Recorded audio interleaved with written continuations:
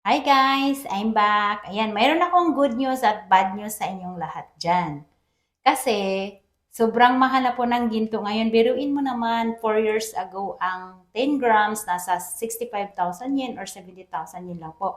Ngayon, sobrang mahal na po niya guys. Almost 20 lapad na po ang 10 grams. Kaya, congratulations sa lahat ng mga naka-invest na ng ginto. At bad news naman sa mag-i-invest pa lang from now.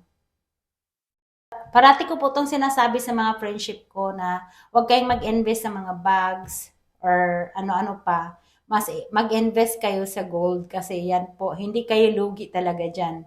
Yan po ang investment na hindi ka malulugi kasi pataas ng pataas yung value niya at wala kang babayarang taxes.